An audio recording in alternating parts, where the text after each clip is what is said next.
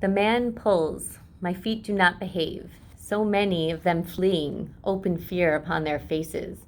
My knees cannot support me. Then I see Elise. Kimmy, she's come to me. Please, God, keep her safe.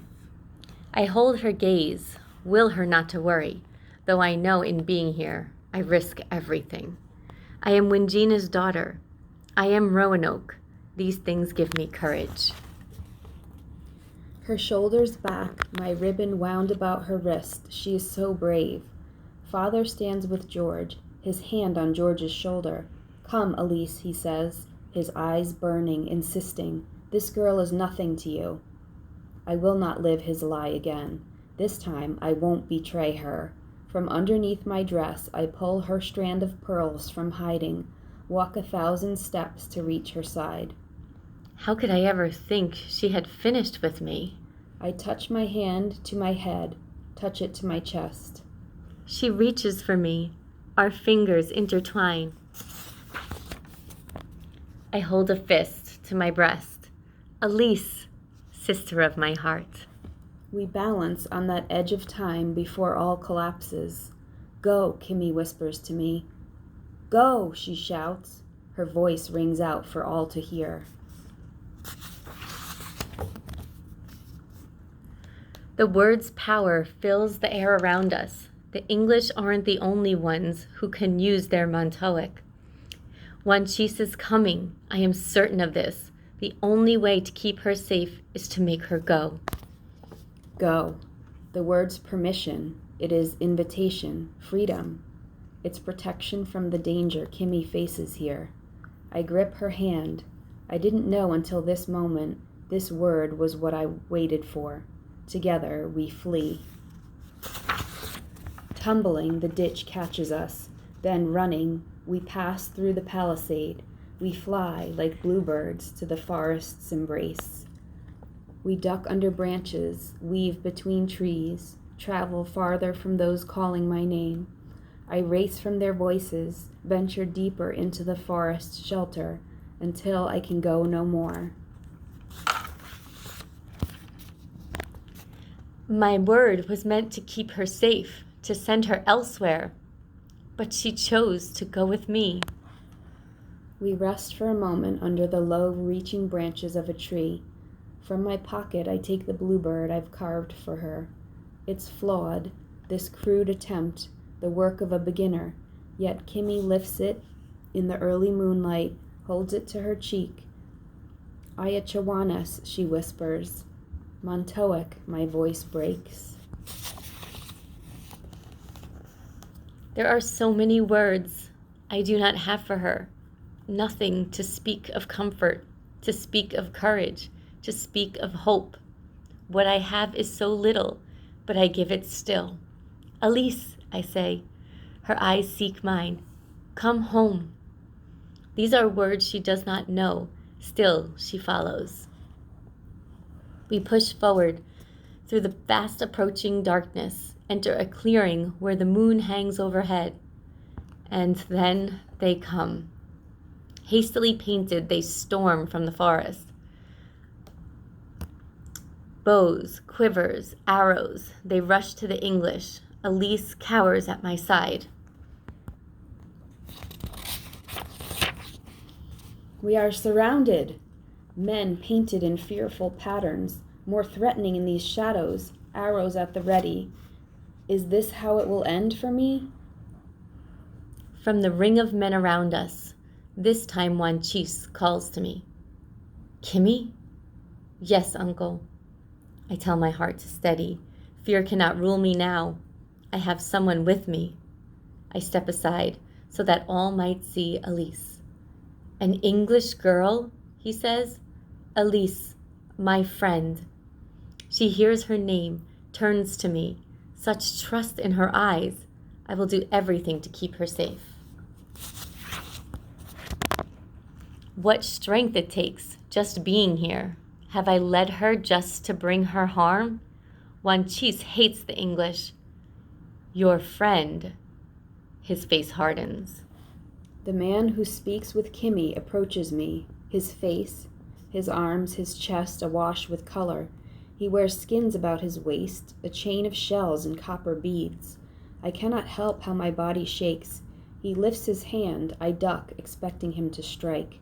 It is the rope of pearls he touches, speaking to Kimmy with words I don't yet understand. You gave this to her? Wan Chi says. Yes, uncle. You offered her protection? He knows it to be true. What made you do this? What do I tell him? Above, 2 birds slip from a hollowed tree, dance across the heavens. Never have I seen Ayachawanis as the dark begins its path across the sky. They've come to help me, make things plain. Elise lifts her eyes to them. A smile lights her face. Ayachawanis, I say. The word is not an answer, but something changes in him as he watches us together. Something tells me he sees Elise belongs with me. Ayachawanis, how gracefully they wing above, how joyfully they scold. They flit, they chase. The man studies the birds. His sounds bend, change shape to words I understand. Many times Mateo has come, asked for patience with your people. He'd promised they would leave in the spring. I stare. This man speaks English? Is this when the English will go? Mateo, speaking with this man, is this what George saw? Mateo, the Croatoan, so like the English. Why does Uncle speak his name? They leave much sooner, I tell him. Days from now. I focus on his eyes, not on his fearsome paint. Most to Chesapeake. Perhaps later some will go to Croatoan with Mateo, if he is released, if they let him leave the prison. This girl, Uncle says. Elise, I answer. Elise. She hears her name, reaches for my hand. I squeeze it. So often I long to tell Wan Chi of her. Now the moment has come. She is dear to me. Please let her stay. You miss Alawa. I miss her every day. This girl, he pauses, Elise, she's the one who told you go. Yes. The man turns to me again. Why should I trust what you say about the English? Because I've left them, though my voice wavers. I must finish what I have to say. But I cannot leave Kimmy. These words finally make it true. He looks to Kimmy. To me, he speaks to all the men. They retreat. These men raced to destroy my village, but Kimmy stopped them. My words turned them away. Take Elise to your mother, Wan Chi says. Kimmy insists on washing my feet, leads me through the palisade into her village. The women sit about a fire, follow us with their eyes. A woman holds her arms out, pulls Kimmy to her breast. Mother. I see how she strokes Kimmy's cheek, as my mother so oft touched mine. I didn't know where you'd gone, Mother says, and with Chogan dead. I lift my eyes to hers. I didn't mean to frighten you. I'm so grateful I can offer comfort. I have brought you someone, your daughter, I say. My daughter? Mother turns to Elise, stares at this girl with faded hair.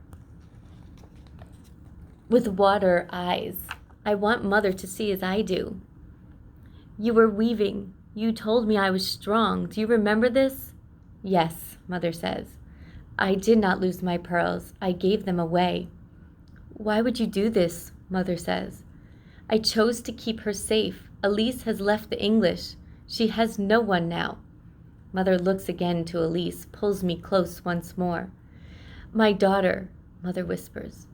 You have made me proud. Now, with Kimmy, I am also in the woman's arms. Great sobs rise up within me. I have forsaken Mother, Father, Samuel. But I've protected them this way.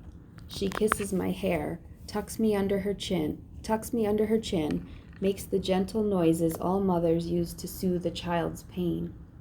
Their tears run together. I cling to her, this woman, as I would my mother. I weep for all I've lost, all I've given away. They gather at the beach, so ready for another place. Have only 2 days passed? Time is equal to forever since I was last with them. Father stands near the tree line with Mother and Samuel. One last time he calls to me, though his face says he expects no answer. Mother wipes her eyes on Samuel's swaddling bands. Father pulls a knife from his waist, uses it to mark the sand. Mother lines the pattern with shells, sobs as Father leads her to the pinus. It is final, my staying here. The weight of my leaving and all I have rejected, this uncertainty I will claim. Kimmy and I run to where they were, examine what they together made. A bird, like Uncle's parting gift. It is farewell and sorrow, a final blessing, hope and heartache, a new beginning.